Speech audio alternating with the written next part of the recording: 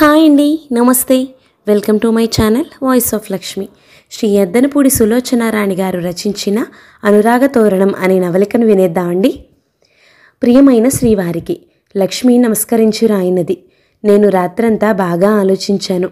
ఒక్కసారి మన పెళ్ళైన ఈ 10 సంవత్సరాల నుంచి మనం గడిపిన జీవితం, ఈ సంసారంలో నేను పొందిన సుఖం ఆనందం ఏమిటో, ఇందులో నేను పడిన శ్రమ ఏమిటో కూలంకషంగా నాలో నేనే తర్కించుకుని చర్చించుకున్నాను. కానీ డబ్బు సంపాదించడం నాకు చేతకాని మాట నిజమే. కానీ నా శారీరక శక్తితో మీ సంపాదనలో ఎంత భాగం కూడబెట్టేటట్టు చేయగలిగానో నా ఒక్కదానికే తెలుసు. అది మీకు గుర్తు చేయడం, నన్ను నేను కించపరుచుకోవడం అని భావిస్తున్నాను. పని పాట లేకుండా కూర్చుని తింటుంటే నీకు కష్టం తెలియటం లేదు అని మీరు మాటిమాటికి విసుక్కుంటుంటే విని భరించడం, నన్ను కాదని ఊరుకోవడం నాకు శక్తికి మించిన పని అవుతోంది. పని పాట లేకుండా ఊరికే కూర్చుని మీరు ఎంతో కష్టపడి ఆర్జించిన సొమ్ముని నష్టపరుస్తున్నాననే బాధ మీకు వద్దు. మీరు రోజుకి కనీసం 1-2 సార్లైనా పుట్టింటికి పో అని కసరడం కూడా నేను సహించలేకుండా ఉన్నాను. నా పుట్టింటి వారికి నన్ను భరించే శక్తి లేదని, మా అన్నయ్య చాలా అప్పుల్లో ఉండి నానా బాధలు పడుతున్నాడని మీకు తెలుసు.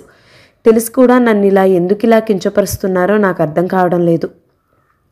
ఈ ఇంట్లో భార్యగా నా గౌరవం నాకు లేనప్పుడు నేను ఉండడమే అనవసరం అనిపిస్తోంది. కాబట్టి వెళుతున్నాను. మీ ఇంటిని మీ పిల్లల్ని మీకు అప్పచెప్పి వెళ్తున్నాను. మీరు నా చేతికి మొదటి తేదీన ఇచ్చిన జీతంలో 150 రూపాయలు మిగిలాయి. అవి బీరువాలో ఎర్రపూసల పర్సులో ఉన్నాయి.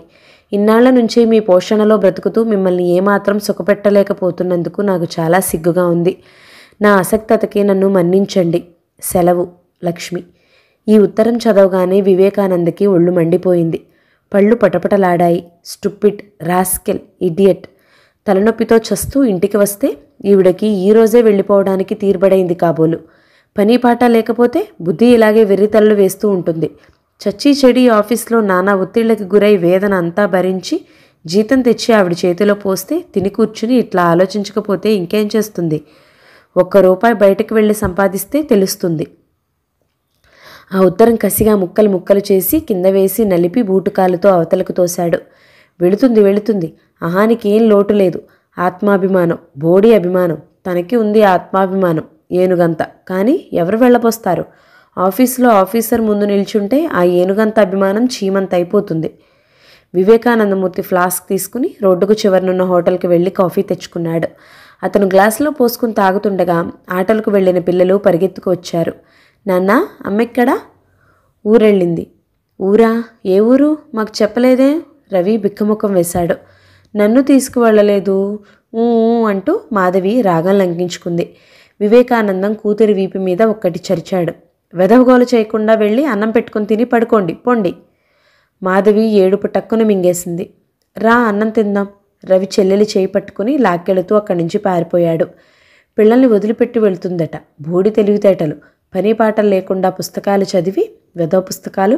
అసలు ఈ రోజుల్లో పని పాట చేసుకుంటూ లక్షణంగా ఉండే ఆడవాళ్ళని మతులు చెడగొట్టి వెర్రివేషాలు నేర్పేది ఈ పుస్తకాలే. తాను చెడ్డకోతి పనిమాల్లా చర్చిందని ఇంటి నిండా పనిలేని మహాతల్లులు ఊసిపోక ఏదేదో రాస్తే వీళ్ళు అది చదివి ఊరుకోకుండా తలనిండా పైత్యం ఎక్కించుకుని అసంతృప్తులు వెలిగించుకోవడం. ఇప్పుడు ఈవిడికి ఏం తక్కువని? లక్షణంగా భోజనం, టిఫిన్లు, కాఫీ, పైనుంచి ఈ పుస్తకాలు, వారానికో సినిమా, ఇంకా అల్లికలంటూ ఆ వైరు బ్యాగులకి అదో ఖర్చు. ఈ పెట్టిందంతా ఏమైపోయింది? ఏదో చికాకులో విసుక్కుంటే ఈవిడగారి అభిమానం సింగినాదం. వెళ్ళమను, ఆ అభిమానం అన్నం పెడుతుంది, సినిమాలు చూస్తుంది, పండగకి కొత్త చీరలు కొనిస్తుంది. 1 నెల రోజులు భర్త అనేవాడు కంటికి కనిపించకుండా ఉంటే అప్పుడు తెలుస్తుంది. పని పాట లేకపోతే సరి. వివేకానంద వెంటనే కూర్చుని బావమర్దికి ఒక ఉత్తరం రాశాడు. పాండురంగానికి. మీ చెల్లెలు నాతో చెప్పకుండా నీ దగ్గరికి వచ్చేసింది. ఈ అవమానం నేను సహించలేను. నాతో చెప్పకుండా వెళ్ళింది కాబట్టి ఇక ఇంటిలో మళ్ళీ అడుగు పెట్టడానికి వీల్లేదు అన్నానని చెప్పు. నేను డైవర్స్కి అప్లై చేస్తున్నాను. నా పిల్లలు నేను క్షేమం. ఇట్లు వివేకానంద. ఆ ఉత్తరం రాసి అతను బట్టలు మార్చుకున్నాడు. తలనొప్పిగా ఉండటం వల్ల ఆకలి వేయలేదు. రేపు ఆఫీసులో ఇన్స్పెక్షన్ ఉండడంతో ఉదయం త్వరగా లేవాలి. అతను అరచేత్తో గడ్డం రాచుకున్నాడు. వెధవ గడ్డం ఒకటి. ఒక్కరోజు చేసుకోకపోతే ముఖాన్ని బూచాడిలా మారుస్తుంది. వెధవగోల, వెధవ సంత. ఆఫీసర్ ఒక క్రాక్. అందరూ అందరే తన ప్రాణానికి. ఒక్కళ్ళైనా సరైన వాళ్ళు దొరకలేదు. ఈవిడ గారు వెళితే ఇక్కడ తన జీవితం ఏమీ ఆగిపోదు. మనిషి ఎలాగో ఉంది, భోజనానికి హోటల్ ఉంది. తనకేం, ఆవిడే తిని మళ్ళీ ఏడుస్తూ ఉత్తరాలు రాస్తుంది. వివేకానంద్కి ఆ రాత్రి ఒకటే కలలు. ఒక పక్క లక్ష్మి ఏడుపు. ఏదో వెళ్ళాను కదా అని అసలు ఇంటికి రానీకుండా చేస్తారా?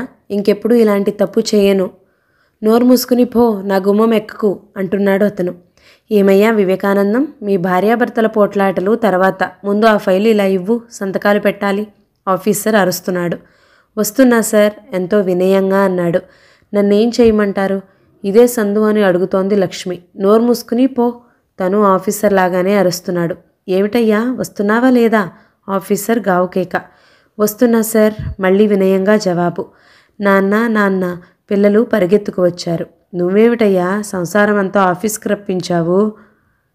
ఏంటి ఈ న్యూసెన్స్? ఆఫీసర్ గద్దించాడు. మాధవి, రవి, మీరు ఇంటికి పొండి. మేం వెళ్ళం, చాక్లెట్లు కొనిస్తేనే వెళ్తాం. వాళ్ల మొండితనానికి ఒళ్ళు మండిపోయింది. గట్టిగా అరిస్తే ఆఫీసర్ తిడతాడేమోననే భయం. కలత నిద్రతో, నిద్రలో కూడా ఆవేశంతో, ఆగ్రహంతో ఉక్కిరిబిక్కిరి అయిన వివేకానంద లేచి కూర్చున్నాడు. తెల్లవారుజామున 3 గంటలైంది. రాత్రి భోజనం లేకపోవడంతో తలనొప్పి ఇంకా ఎక్కువైంది. మళ్ళీ నిద్ర రాలేదు. అలాగే పడుకున్నాడు. తెల్లవారింది. పని మనిషి వచ్చింది. హోటల్కి పంపించి కాఫీ, టిఫిన్ తెప్పించాడు. అమ్మగారు నాకు చెప్పకుండా ఊరెళ్ళారేంటి? ఎప్పుడు వస్తారు మళ్ళీ? నాకు తెలీదు. చూడు, నీకు 25 రూపాయలు ఎక్కువిస్తాను. పిల్లలకి నీళ్లు, పొద్దుట భోజనం అంతా చూడు అన్నాడు. అట్లాగేనయ్యా, అట్లాగే. పని మనిషి ఎంతో సంబరంగా అంది. పని మనిషి ముఖంలో ఆనందం చూసేసరికి వివేకానందకి గర్వంతో ఛాతీ పైకి వచ్చింది. కానీ డబ్బు పారేస్తే మనుషులకేం కొదవా అనుకున్నాడు. పని మనిషి చకచకా పనంతా చేసేసింది. పిల్లలు స్కూల్కి వెళ్ళిపోయారు. వివేకానంద హోటల్లో భోజనం చేసి ఆఫీస్కి వెళ్ళిపోయాడు. 3 రోజులు గడిచాయి. వివేకానందకి ఆఫీస్ ఇన్స్పెక్షన్ గొడవలో టైం తెలియటం లేదు. ఈ పూటే ఇన్స్పెక్షన్ ముగిసింది. అతనికి అమ్మయ్య అనిపించింది. అతను ఇంటికి వచ్చేసరికి బావమరిది వచ్చి ఉన్నాడు. అతన్ని చూస్తూనే వివేకానందకి చికాకు పుట్టుకొచ్చింది. ఆ బట్టలేమిటి, ఆ మాసిన గడ్డమేమిటి? కాస్త నీట్గా రాకూడదు? ఆయన వివేకానందని చూస్తూనే మొదలెట్టాడు. ఇదిగో ఆనందు, లక్ష్మి నా దగ్గరికి వచ్చిందని రాసేవు. అది రానేలేదు. ఎక్కడికి వెళ్ళింది? ఏమైంది అసలు? అసలే నీరసంగా అలసటగా ఉన్న వివేకానందానికి ఆయన గాబరా చిరాకు పుట్టించింది. అనవసరంగా నాటకాలు ఆడకండి. నా దగ్గరేం సాగవు. మీ దగ్గరికి రాకపోతే ఎక్కడికి వెళ్తుంది? అదే నాకు తెలియటం లేదు. అసలేమైంది? ఏమీ కాలేదు. మీ చెల్లెలు గారికి పని పాట లేక బుర్రలో వేపకాయంతో వెర్రి పుట్టింది. మీ దగ్గరికి వస్తున్నానని రాసింది. నా గడప దాటిన తర్వాత ఏమైనా నాకు అనవసరం. పాండురంగం వివేకానంద చొక్కా పట్టుకున్నాడు. ఏమిట్రా వాగుతున్నావు? పెళ్లి చేసుకుని 10 సంవత్సరాలు కాపురం చేసి నీకేం పట్టలేదా? అయితే నువ్వే దాన్ని ఏదో చేసి ఉంటావు. ఏమీ ఎరగని నంగనాచిలా నాకిలా ఉత్తరం రాసి పెట్టావు. అప్పటికే వివేకానంద అతన్ని బలవంతంగా వదిలించుకున్నా. అనవసరమైన వాగుడు వాగొద్దు. ఇక్కడి నుంచి వెళ్ళు. నా చెల్లెలు ఏమైంది చెప్పు. నాకు తెలియదంటే వినవే. అంత తెలియకుండా ఏం చేస్తున్నావు? ఏమిటండి వివేకానందం గారు, ఏమైంది? పక్కింటి ఆయన వచ్చాడు. వివేకానందం నోరు తెరవకముందే ఆయనకు ఎదురెళ్ళి పాండురంగం చేతులు తిప్పుతూ అంతా చెప్పేశాడు. పక్కింటి ఆయన వెనుక భార్య, పిల్లలు వచ్చారు. వీళ్ళు రావడంతో ఎదురింటి వాళ్ళు వాకిట్లో నిలబడి చూస్తున్నారు. వివేకానందంకి పొడుచుకు చావాలన్నంత అవమానం అనిపించింది. క్షణంలో లక్ష్మి ఎక్కడికో వెళ్ళిపోయిందనే వార్త గుప్పుమంది. అయ్యో, మాకు తెలియనే తెలీదు అంటూ వాళ్ళు బుగ్గలు నొక్కుకున్నారు. వీడు మనిషా పశువా అండి? పిల్ల వెళ్ళిపోయిందంటే నాకు అనవసరం అంటాడు. పాండురంగం అరుస్తున్నాడు. ఊరికే మాటలు విసురుకోకండి. అసలేమైంది? ఏమైనా తగాదా పడ్డారా? ఏమంత తగాదా పడలేదు. తనే ఒళ్ళు బలిసి వెళ్ళిపోయింది. అదిగో చూశారా? పాండురంగం తాడు తెడుచుకోబోయిన పొట్లగిత్తలా చూశాడు. లక్ష్మి అసలు ఎప్పుడు వెళ్ళింది? ఇంట్లో ఎంత డబ్బు తీసుకువెళ్ళింది అనే చర్చలు ఆరా ప్రారంభమయ్యాయి. కట్టుబట్టలతో వెళ్ళింది. బీరువాలో నుంచి ₹1 కూడా తీసుకువెళ్ళలేదు. అంటే ఏ రైలు కిందనో పడి ఉంటుంది. పాండురంగం బావురుమన్నాడు. ఏమోనండి, నిన్ననే సికింద్రాబాద్లో రైలు కింద పడి యువతి దుర్మరణం అనే వార్త ఉంది. ఎవరో తెలియలేదుట. పక్కింటావిడ పరిగెత్తుకెళ్ళి పేపర్ పట్టుకొచ్చింది. హాస్పిటల్కి వెళ్ళి కనుక్కుందాం పదండి, ఎందుకైనా మంచిది. పోలీస్ రిపోర్టు కూడా ఇస్తే నయం. పక్కింటాయన పెద్దరికం నెత్తన వేసుకుని సలహా ఇచ్చాడు. పాండురంగం ఆయనతో వెళ్ళబోతూ ఎర్రబడిన కళ్ళతో అన్నాడు. ఒరేయ్, నా చెల్లెలికి ఏమైనా అయ్యిందా? నిన్ను చంపి నీ రక్తం తాగుతాను జాగ్రత్త అంటూ ప్రతిజ్ఞ చేసి వెళ్ళాడు. వివేకానందం లోపలికి వచ్చాడు. అతనికి ఆగ్రహం తగ్గిపోయింది. పడక్కుర్చీలో ఉసురంటూ కూర్చున్నాడు. ఈ ఆఫీస్ ఇన్స్పెక్షన్ పుణ్యమా అని 3 రోజుల నుంచి నిద్రాహారాలు లేవు. హోటల్ భోజనం పడక కడుపంతా ఎలాగో ఉంది. దానిపై ఈ గలాట. అతనికి లక్ష్మి పుట్టింటికి వెళ్ళలేదంటే చాలా ఆశ్చర్యంగా ఉంది. ఇంకెక్కడికి వెళ్ళుంటుంది? నాన్న, అమ్మ ఏమైంది? ఊహ తెలిసిన పిల్లలు ఏడుపు లంకించుకున్నారు. మీరు ఏడ్చారా? తంతాను అన్నాడు. పిల్లలు అక్కడి నుండి దొడ్లోకి వెళ్ళి ఏడవసాగారు. పక్కింటి ఆవిడ వాళ్ళని తన ఇంట్లోకి తీసుకువెళ్ళింది. పని మనిషికి జ్వరం వచ్చిందిట. నిన్నటి నుంచి రావటం లేదు. అతనికి తల బద్దలైపోతోంది. అన్నీ సమస్యలే, అడుగడుగునా బాధలే. సాయంత్రం అయింది. లక్ష్మి జాడ తెలియలేదు. అతిథులు వచ్చారు. పరామర్శలు జరిగాయి. ఏదేదో అంటున్నారు. అతనికి అవి వినే ఓపిక కూడా లేదు. 2 రోజులు గడిచాయి. వివేకానందం ఆఫీసులో తలెత్తుకోలేక సెలవు పెట్టేశాడు. అతని ఆవేశం తగ్గిపోయింది. లక్ష్మి ఏమైంది?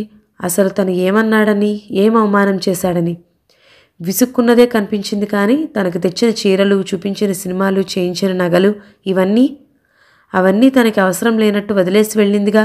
వాటికంటే ఇంకేం కావాలి? మరో 2 రోజులు గడిచాయి. పాండురంగం ఆఫీస్కి వెళ్ళి ఆఫీసర్కు కూడా చెప్పేశాడు. అతనికి ఆఫీస్లో ఉన్న మంచి పేరంతా ఆ రూపేణా మట్టి కొట్టుకుపోయింది. అందరూ అతన్ని చూపులతో చీల్చేస్తున్నారు. సూటిపోటి మాటలతో చంపేస్తున్నారు. అతను ఇంట్లో ఉండలేకపోతున్నాడు. బయటికి అసలు వెళ్ళలేకపోతున్నాడు. ఏం చేశాడు తను? ఏం అపరాధం చేశాడు? భార్యను సరిగ్గా చూడలేదా? ఆ మాట ఎవరైనా అంటే పళ్ళు రాలగొడతాడు. పాండురంగం పిల్లల్ని తన వెంట తీసుకువెళ్తానన్నాడు. పంపించను అన్నాడు. ఎందుకు? వాళ్ళను కూడా మాయం చేయించటానికా? నా ఇష్టం వచ్చినట్టు చేసుకుంటాను. వాళ్ళు నా పిల్లలు, అడగడానికి నువ్వెవరు? రెచ్చిపోతూ అన్నాడు. నువ్వు గోముఖ వ్యాఘ్రానివి, పైకి పెద్ద మనిషివి, తడిగుడ్డుతో గొంతులు కోసే రకానివి అని ప్రపంచానికి తెలియదు. ఇంకో నిమిషం నా కళ్ళెదుట ఉంటే నిన్ను చంపుతాను. ముందు వివేకం అరిచాడు.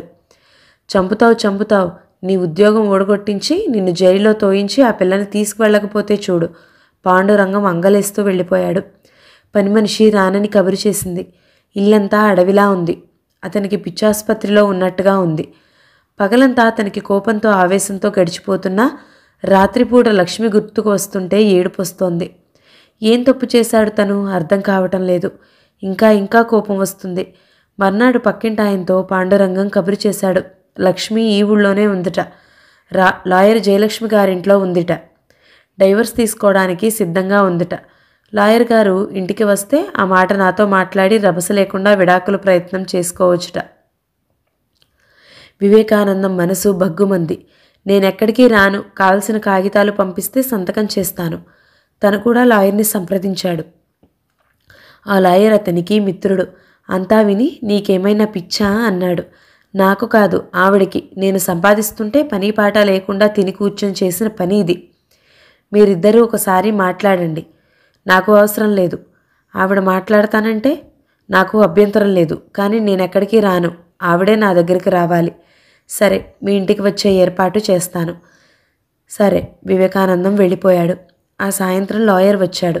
ఆనందు, ఆవిడ ఇక్కడికి రాదుట. ఏం? నువ్వు తన గడప ఎక్కవద్దని అన్నగారికి రాసిన ఉత్తరం చూసిందట. ఆనంద్ కోపం రెట్టింపయింది. సరే, మా ఇంటికైతే వస్తుందట. నువ్వు కూడా రా. నేను రాను. మొండిగా మాట్లాడుకు. విడాకులంటే తమాషా అనుకోకు. జీతంలో ఆవిడకి కొంత ఇవ్వాలి. అలాగే పారేస్తాను. బిచ్చగాళ్ళకి వేయడంలా ముష్టి. ఆనందు, నువ్వింత పరుషంగా మాట్లాడితే ఎలా? నా బాధ మీకు తెలియదులేండి. నా స్నేహితుడిగా చెబుతున్నాను. నా ఈ ఒక్క మాట విను. సాయంత్రం రా, ఆవిడ్ని పిలిపిస్తాను. ఆవిడికి నువ్వు ఏం తక్కువ చేశావో అడుగు. ఆవిడ మాటల్లోంచి మనం మంచి పాయింట్లను లాక్కుందాం. అది మనకి చాలా ఉపయోగం. అట్లా అయితే వస్తాను. సరిగ్గా సాయంత్రం 6 గంటలకి మర్చిపోకు. మర్చిపోను. సరిగ్గా 6 గంటలు కొడుతుండగా ఆనందు లాయర్ గారి ఇంటికి వెళ్ళాడు. లాయర్ గారు ఒక్కరే కూర్చుని ఉన్నారు. కూర్చో, ఆవిడ వచ్చింది. లోపల గదిలో ఉంది. పంపిస్తాను. ఆయన లేచి వెళ్ళాడు. 10 నిమిషాలైంది. ఈ 10 నిమిషాల్లో ఆనంద్కి లక్ష్మి వెళ్లడం మూలంగా ఇంట్లో బయట తను పొందిన అవమానాలన్నీ గుర్తుకు వచ్చాయి. అతని రక్తం వేడెక్కింది. అది లావాలా కుతకుతలాడసాగింది. అతని శరీరం, మనసు క్రోధపు పొగలు సెగలు విరజిమ్ముతున్నాయి. అతను బద్దలవడానికి సిద్ధంగా ఉన్న అగ్నిపర్వతంలా ఉన్నాడు. అతను కుర్చీలో కూర్చోలేనట్టుగా గదిలో లేచి పచార్లు ప్రారంభించాడు. చీర రెపరెప వినిపించింది. పాదాల అలికిడి అయింది. అతను తిరిగి చూశాడు. లక్ష్మి గదిలోకి వచ్చి నిలబడింది. అతను ఆమెకి అభిముఖంగా వచ్చి నిలబడ్డాడు. లాయర్ గారు లక్ష్మి ముందు ఆవేశపడవద్దని, ఆగ్రహపడవద్దని నేర్పుగా ఆమెతో తర్కానికి దిగి ఆమె చేత వాగించమని ఎన్నెన్నో పాఠాలు బోధించాడు. కానీ ఈ క్షణంలో లక్ష్మిని చూస్తుంటే అవేవీ గుర్తు రావటం లేదు. ఆ ఆవేశంతో ఉప్పొంగిపోతున్న అతని మనస్సు ఒక్కసారిగా గేట్లు బద్దలు చేసుకుని పొంగిన రిజర్వాయర్లా బళ్ళున ముందుకి ఉరికింది. తను పడిన అవస్థ అంతా గుర్తుకు వచ్చింది. కళ్లలో నిప్పులు రాలుస్తున్నట్లు చూశాడు. పళ్ళు బిగబట్టాడు. అతని కుడి చేతిలోకి అతని ఒంట్లో ఉన్న శక్తి అంతా వచ్చింది. ఈడ్చి లక్ష్మి చెంప మీద ఎడాపెడా కొట్టాడు. లక్ష్మి తూలినట్టుగా 2 అడుగులు పక్కకు వెళ్ళింది. కళ్ళు గిర్రున తిరిగాయి. అక్కడున్న బీరువా పట్టుకుని ఆపుకుంది. మరుక్షణంలో దానికి ముఖం చేర్చి ఏడవసాగింది. ఆ ఏడుపు హృదయ విదారకంగా ఉంది. అతను దగ్గరికి వెళ్ళాడు. ఎడం చేత్తో లక్ష్మి జడను గుప్పెటి నిండా పట్టుకుని తల బలవంతంగా వెనక్కి వంచేలా చేశాడు. మరోసారి కొట్టడానికి చెయ్యెత్తాడు. కానీ లక్ష్మి ముఖం చూసేసరికి అతని చేతిలో శక్తి అంతా హరించుకుపోయినట్టుగా అయింది. వారం రోజుల్లో మనిషి ఇంత చిక్కిపోవడం ఎలా సాధ్యం? చెంపల దగ్గర ఆ నునుపంతా ఏమైపోయింది? ఏడుస్తున్న ఆ ముఖంలో అహం లేదు, అభిమానం లేదు. చిన్నపిల్లలా ఉంది. లక్ష్మి అతని చేతి నుంచి విడిపించుకోవాలని చూడలేదు, విదిలించుకోనూ లేదు. హఠాత్తుగా ఆగ్రహమంతా మంచు తెరలు విడిపోయినట్టుగా మాయమైంది. ఆ క్షణంలో అతను ఏం చేస్తున్నాడో అతనికే తెలీదు. లక్ష్మిని అతని చేతులు దగ్గరకు లాక్కున్నాయి. బలంగా గుండెలకు హత్తుకున్నాయి. అతడేం మాట్లాడలేదు. కారణం, అతని గొంతు దుఃఖంతో పూడికిపోయింది. అతని కనురెప్పలు నీళ్లతో బరువెక్కాయి. నేనేం తప్పు చేశానని ఇలా వెళ్ళిపోయావు? ఎంతో ప్రయత్నం మీద గద్గద్గంగా అడిగాడు. లక్ష్మి మాట్లాడలేదు. అతన్ని కరుచుకుపోయినట్లుగా నిలబడింది. మాట్లాడవేం? నేనేం తప్పు చేశాను? నీకేం లోటు చేశాను? జీతం అంతా తెచ్చి నీ చేతిలో పెడుతున్నానే. నేనేమన్నా తాగుబోతున్నా, వ్యభిచారినా, పేకాట ఆడతానా, గుర్రపందాలకు వెళ్తున్నానా? కనీసం సిగరెట్లు కూడా కాల్చనే. మగాడికి ఇంతకంటే ఇంకేమైనా మంచి లక్షణాలు ఉన్నాయా? లక్ష్మి లేవన్నట్టు తల ఊపింది. మరి ఎందుకు వెళ్ళావు? నన్ను మీరు పనిపాట లేదని మాటిమాటికి అంటారు. నేను ఇంట్లో పని చేయటం లేదా? ఒక క్షణం ఊరికే ఉంటానా? నేను డబ్బు సంపాదించటం లేదనేగా మీకు అలుసు? నువ్వు ఒట్టి ఈడియట్వి. అదిగో అదే. అంటే నిజంగా ఈడియట్వనా? నేను నిన్ను అలా భావిస్తే నేనే ఒక పెద్ద ఈడియట్ని అవుతాను. మరి మాటిమాటికి ఎందుకలా అనడం? నాకు చిరాగ్గా ఉంటుంది. ఆఫీస్లో ఏవేవో గొడవలుంటాయి. వాటితో నా మనసంతా పాడవుతుంది. నేను కాస్త తిట్టగానే నువ్వు ఎందుకు ముఖం మార్చుకోవాలి?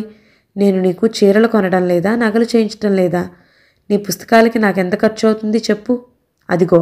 సరే పుస్తకాల మాట ఎత్తను. నగలు చీరలు ఇస్తే సరిపోతుందా? భార్యని విలువగా చూడనవసరం లేదా? విలువగా చూడడం అంటే ఇంకేం చెయ్యాలి? మర్యాదగా మాట్లాడాలి. పరాయి వాళ్లతో మాట్లాడినట్టన్నమాట. అయితే ఇక భార్య అంటే ఉన్న ప్రత్యేక చనువేమిటి? చనువు అంటే తిట్లా? అవి తిట్లా? ఆనందు, నేను లోపలికి రావచ్చునా? లాయర్ గారి కేక వినిపించింది. లక్ష్మి మెల్లగా భర్త చేతుల్ని విడిపించుకుంది. ఏమైంది? మీ ఇద్దరి మధ్య అభిప్రాయ భేదం ఎందుకు వచ్చిందో కారణం తెలిసిందా? ఆయన వచ్చి తన కుర్చీలో కూర్చుంటూ అడిగారు. నేను ఈవిడ గారిని తిడతానట. అసలు పెళ్ళవగానే మేము ఉద్యోగరీత్యా ఇక్కడ విడికాపురం పెట్టుకోవడంతో నా విలువ బొత్తిగా తెలియకుండా పోయింది. కొద్ది రోజులు మా అమ్మా నాన్నల దగ్గర ఉండాల్సింది. మా నాన్న మా అమ్మని తిట్టే తిట్లు వింటే తిట్టినంత మాత్రాన ప్రేమ లేనట్టేనా? అలాంటి ప్రేమ నాకు అవసరం లేదు. మా అన్నయ్య ఇంకో అమ్మాయిని పెట్టుకున్నాడు. ఎప్పుడూ అక్కడే ఉంటాడు. కానీ మా వదిన ఏమీ అన్నదు. అలాంటి మొగుడిని నేను క్షణం కూడా భరించను. మా బావ ఉన్నాడు. గుర్రపందాల్లో ఆడి సర్వస్వం నాశనం చేసుకున్నాడు. అలాంటి భర్తని మార్చుకోకపోతే నేను ఎప్పుడో వదిలేసేదాన్ని.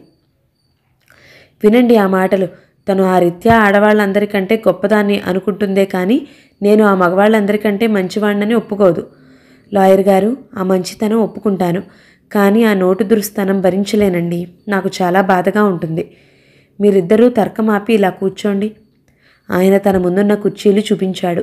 ఇద్దరూ వాటిలో కూర్చున్నారు. నేను మీకంటే పెద్దవాడిగా, వృత్తిరీత్యా ప్రపంచం చూసిన అనుభవశాలిగా మీకు 2 మాటలు చెబుతాను.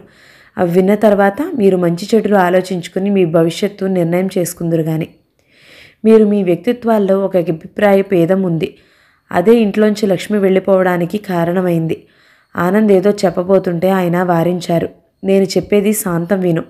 మీ ఇద్దరూ ఉన్నారు. మీరు పెళ్లి చేసుకున్నారు, పిల్లలు పుట్టారు, మీ సంసారం సుఖంగానే ఉంది. మీకు వచ్చిన బాధల్లా ఒకరి పట్ల ఒకరికి మన్నన లేకపోవడం కదా ఆనందు. లక్ష్మి ఉంది, ఆమె నీ భార్య. కానీ ఇదివరకటి తరం లాంటి, అంటే మీ అమ్మ తరం లాంటి మనిషి కాదు. కాస్తో కూస్తో చదువుకుంది, ఇల్లు దిద్దుకునే నేర్పు ఉంది, పిల్లల్ని క్రమశిక్షణలో పెంచే తెలివితేటలు ఉన్నాయి, ఇంటెడు చాకరీ చేస్తోంది. భార్యగా తన బాధ్యతలేవో తెలిసినట్టే భర్త దగ్గర నుంచి తను పొందాల్సిన అనురాగం, అర్హత, అధికారం కూడా ఆమెకు తెలుసు. మీ అమ్మతరం వాళ్ళు మొగుడంటే మహారాజు అనుకునేవాళ్ళు. నీ భార్య తరం అలా కాదు. మొగుడంటే మొగుడే, దిగివచ్చిన దేవుడేం కాదు అనుకుంటారు. నువ్వు ఆఫీస్ నుండి వచ్చేసరికి ఇంటి పనంతా చేసి మడత నలగని చీర కట్టుకుని జుట్టు చెదరనట్టుగా జడ వేసుకుని పూలు పెట్టుకుని కడిగిన ముత్యంలా నీ కోసం ఎదురు చూస్తూ ఉంటుందనుకో. ఆఫీస్లో విసిగి వేసారిపోయిన నీ కళ్ళకి ఆమె పని లేనట్టుగా, జీవితం సుఖంగా ఎంజాయ్ చేస్తున్నట్టుగా అనిపిస్తుంది. సంసార భారం నా ఒక్కడి తల మీదనే ఉన్నట్లుగా నువ్వేదో కష్టపడుతున్నావనే భావన వచ్చి ఆ బాధ రెట్టింపుగా అనిపిస్తుంది. అప్పుడు మీ చిరాకు చూసి ఆవిడ ఏమనుకుంటుంది? ఛీ, ఇదేమిటి, ఈ విదింపుల కోసమా నేను ఆయన రాక కోసం ఎదురు చూసింది అన్న భావం వస్తుంది. నువ్వు ఆవిడకి నగలు చేయిస్తున్నాను అంటున్నావు. ఇందులో గొప్పతనం ఏమీ లేదు. ఆవిడ ఎంత పని చేస్తుంది? నువ్వు ఏ సాయంత్రమో వచ్చి అప్పుడప్పుడు ఏదైనా స్వీట్ కావాలంటే చేసి పెడుతుందా లేదా? ఇకపోతే పుస్తకాలు. నువ్వు వాటికి డబ్బు ఖర్చు అయిపోతుందని బాధపడకు. నువ్వు ఉదయం వెళ్ళిపోయి సాయంత్రం కానీ రావు. పిల్లలు స్కూల్కి వెళ్ళిపోతారు. ఆవిడకిక కాలక్షేపం ఏముంది? పుస్తకాలేగా. లేకపోతే వైర్ బుట్టలో, పూసల బ్యాగ్లో అల్లడం. ఆమె క్లబ్లకి వెళ్ళదు, హోటళ్ళకి తిరగదు. అలాంటి అలవాట్లు ఉన్న భార్యల ఖర్చుల ముందు ఇవి ఖర్చులు కాదు. ఆవిడకు అభిమానం ఎక్కువ. గుర్తించడం నువ్వు నేర్చుకోవాలి. చెప్పానుగా, ఇప్పటి ఆడపిల్లల వ్యక్తిత్వాలే వేరని. నేను మామూలు ఆడపిల్లల్ని చాలామంది చూస్తున్నాను. 100కి 90 మంది తెలివిగల వాళ్ళు సంసారం చక్కగా చేసుకుంటారు. వాళ్ళ సుఖాలను గురించిన తెలివితేటలు వాళ్ళకి ఎక్కువే. ఇది వరకటి వాళ్ళలా స్త్రీ జీవితం అంటే భర్త పంచన పడి ఉండాలనే మూఢనమ్మకాలు వాళ్ళకి లేవు. భర్త కాదన్నా బ్రతకగలమనే ధైర్యం వాళ్ళకి ఉంది. ఇప్పటి చదువులు, అవకాశాలు అలాంటివి. దానికి బాధపడి ప్రయోజనం లేదు. నువ్వు నీ భార్య చేస్తున్న పనికి పని మనిషిని పెట్టుకుంటే ఆ పని ఖరీదు ఎంతో క్షణంలో తెలుస్తుంది. నీ భార్య కూడా నీలాంటి వ్యక్తిత్వం గలదని గుర్తించడం నేర్చుకో. ఆఫీస్లో నువ్వు ఎంత చాకరీ చేస్తున్నావో ఇంట్లో ఆమె కూడా అంత పని చేస్తుందని తెలుసుకో. నువ్వు ఆఫీస్లో చిరాకు పడితే ఆవిడ పిల్లలతో, పని మనిషితో, పాళ్లవాళ్లతో చికాకులు భరిస్తుంది. ఆనందు వింటూ కూర్చున్నాడు. లాయర్ గారు లక్ష్మి వైపు తిరిగారు. లక్ష్మి, నువ్వు కూడా కొంత నేర్చుకోవాలి. మగవారికి ఇదివరకంటే జీవితంలో ఇప్పుడు సమస్యలు ఎక్కువయ్యాయి. ఉదయం లేచినప్పటి నుంచి దేనికో దానికి అతనికి చికాకు ఉంటూనే ఉంటుంది. ముఖ్యంగా ఈ సిటీ జీవితాల్లో మనిషిని ఆదుర్ద అనేది భూతంలా పీక్కు తినేస్తుంది. మీ ఆయన ఉన్నాడు. అతను ఉదయం లేచినప్పటి నుంచి ఆఫీస్కి వెళ్ళడానికి తొందరే కదా. నువ్వు రుచిగా భోజనం తయారు చేసినా అది ఆనందంగా, తీరుబడిగా ఆరగించే టైం అతనికి ఉండదు. ఆదరా బాదరా ఆ పనేదో త్వరగా ముగిసిపోవాలి అని అనుకుంటాడు తప్ప దాని రుచి ఏమిటో గమనించే టైమే ఉండదు. బస్సు దొరుకుతుందో లేదోనని భయం. సాయంత్రం అతన్ని తిరిగి వచ్చేసరికి అతనిలో ఉన్న కాస్తో కోస్తో ఓపిక, ఆనందము అంతా ఆఫీస్ పీల్చి పిప్పి చేసేస్తుంది. అలసటలో ఉన్న మనిషిగా త్వరగా చిరాకు వస్తుంది. అతను నోటు దురుసిగా ఏదైనా అంటే అప్పటికి నువ్వు ఊరుకోవడం ఉత్తమం. అతను కాస్త విశ్రాంతిగా ఉన్నప్పుడు నువ్వు అతన్ని నిలదీస్తే అతనే నీకు వెంటనే క్షమాపణ చెబుతాడు. అతన్ని లాలించడం, సేద తీర్చడం నేర్చుకోవాలి. నువ్వు ఈ రోజుల్లో అందరికీ జీవితం అంతా సమస్యలమయం, ఆదుర్ద, ఆందోళనలతో నిండి ఉంది. పరస్పర అవగాహనతో దీన్ని సాధ్యమైనంత తగ్గించుకుని శాంతంగా ఉండడం నేర్చుకోవాలి. మీ ఇద్దరి మధ్య అనురాగ తోరణం ఉండాలి.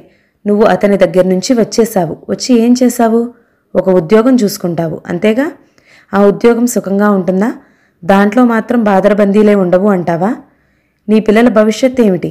ఇవన్నీ నువ్వు ఆలోచించుకున్నావా? అలాగని ఒదిగి ఉండమని నేను అనడం లేదు. ఎక్కడైనా ఉండే సమస్యలు ఉంటూనే ఉంటాయి.